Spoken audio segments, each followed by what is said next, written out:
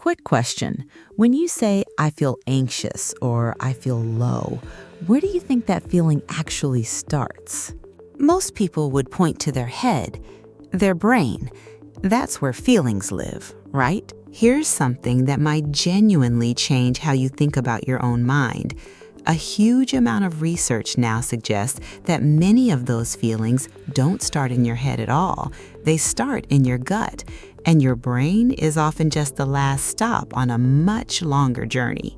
Today, we're going to walk through the gut-brain connection, what scientists now call the gut-brain axis. Not as some vague wellness idea you'd see on a supplement bottle, but as an actual physical communication system inside your body with real nerves, real chemicals, and real evidence behind it.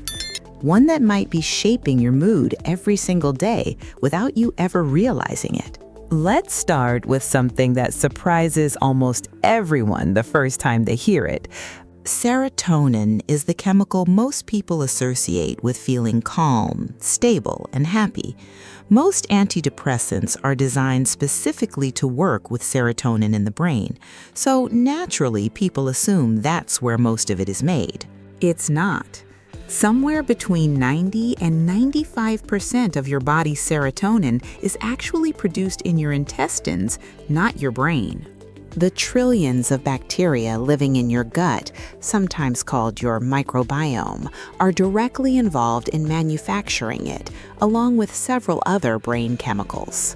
Now, most of that gut-made serotonin doesn't travel straight up into your brain. It works locally in your gut and sends its real influence upward through the vagus nerve and through immune system signals instead. But it still ends up changing the messages your brain receives, which is exactly why this connection matters so much for how you feel. Some of these bacteria are so closely tied to mental health that researchers have started calling certain strains psychobiotics, a strange-sounding name for a fairly simple idea: bacteria that can influence your psychology. Specific families of bacteria, particularly certain strains of Bifidobacterium and Lactobacillus, show up again and again in this research, which is part of why you'll often see those exact names on probiotic labels marketed toward mood and stress support. Here's the experiment that really proves how real this connection is. Scientists have taken mice raised in a completely sterile environment with no gut bacteria at all and given them a transplant of gut bacteria taken from a depressed human patient. The mice didn't just stay neutral, they began showing depression-like behavior themselves, giving up faster during physical challenges, acting less curious, less willing to explore. Now, these are animal models, and mice obviously can't tell us they feel sad, but they show consistent, measurable patterns that researchers classify as depression-like. And the only thing that changed in the experiment was the microbiota the mice received. The bacteria alone changed how the mice behaved. Multiple studies have repeated this finding, which is part of why this research area is taken so seriously today. So how does the message actually get from your gut all the way up to your brain? Through something called the vagus nerve, the longest nerve in your entire body, running directly from your gut up to your brainstem. For a long time, scientists assumed this nerve mostly carried instructions downward from the brain telling the gut what to do. We now know that's backwards. Roughly 80% of the traffic on this nerve actually travels the other way, from the gut up to the brain. Think of it less like a one-way command line and more like a busy highway where most of the cars are heading toward the brain, not away from it. Your gut even has its own specialized sensor cells called Neuropod cells that constantly monitor what's happening down there. The nutrients present, the bacteria active at any given moment. Think of them almost like taste buds, but instead of sitting on your tongue, they're lining your intestine, quietly reporting back on everything that passes through.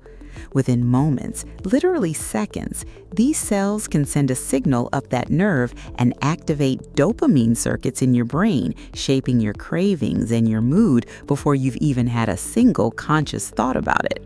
That's part of why a craving can feel so immediate and so hard to argue with. In a very real sense, it's not entirely coming from your conscious mind in the first place. Now let's talk about what happens when this whole system breaks down, because this is where things get genuinely serious. Your intestinal lining is supposed to act like a tightly sealed wall, made of cells packed closely together with tiny junctions holding them shut, letting nutrients through while keeping everything else out. When that lining becomes damaged, sometimes called a leaky gut, those junctions loosen up and more aggressive bacteria and their byproducts can slip through into your bloodstream. Your immune system reacts to this the same way it would react to any invader breaking through a wall. It sends out inflammatory signals to deal with the threat.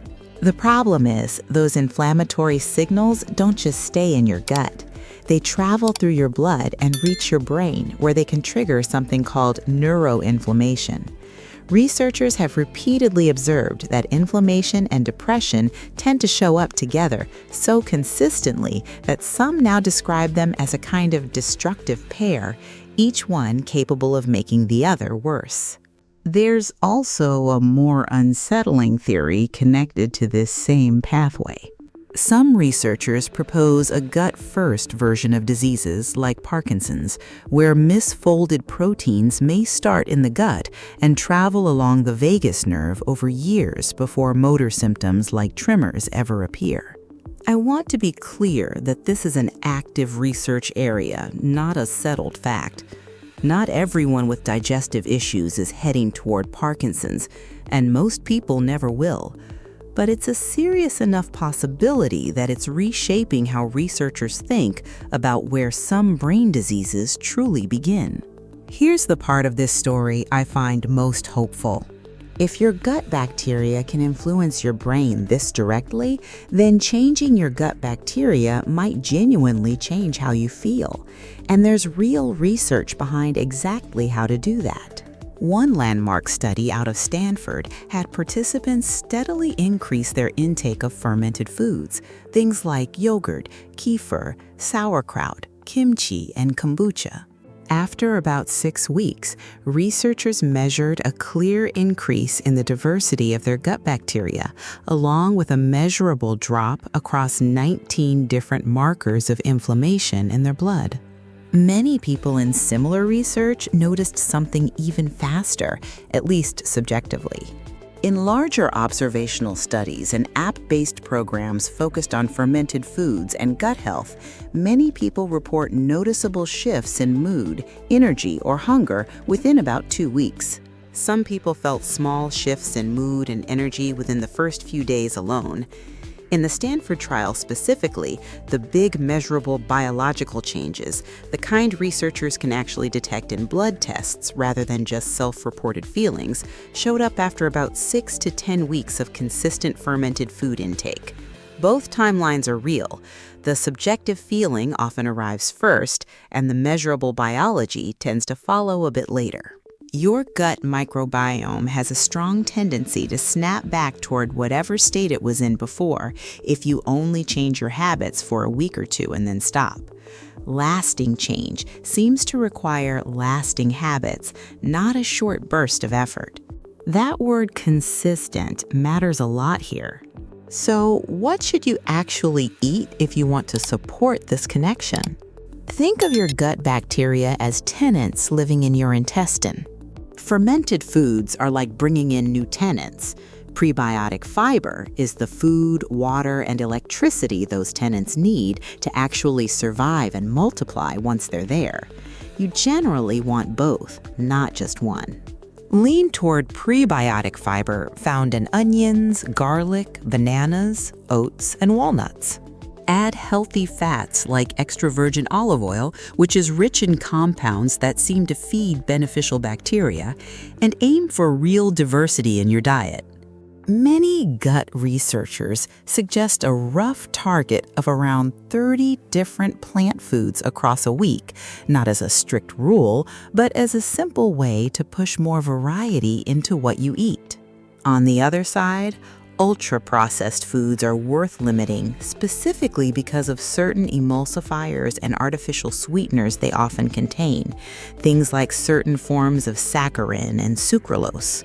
Research, much of it in animals and early human studies, suggests these can thin out and damage the protective mucus layer lining your gut.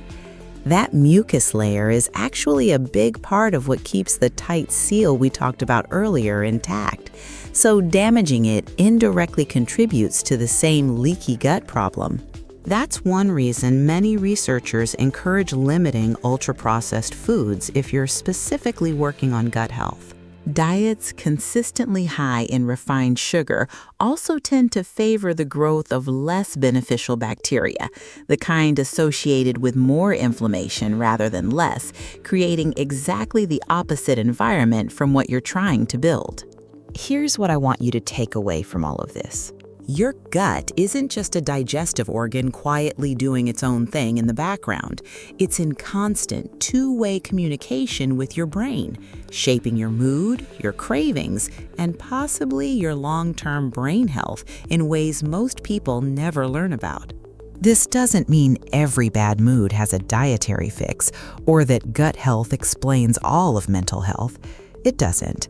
Depression and anxiety are complicated, and there are many factors involved, including ones that have nothing to do with food at all. But for a piece of the picture that's almost entirely within your control, and that most people have never even been told to look at, this is about as good a place to start as any. You can't fix years of gut imbalance overnight, but you can absolutely start shifting it one consistent meal at a time, starting today. If this video changed how you think about your own gut, share it with someone who's been struggling with their mood and has never made this connection before. Comment below and tell me one food from this list you're going to add this week. I read every single one. See you in the next video.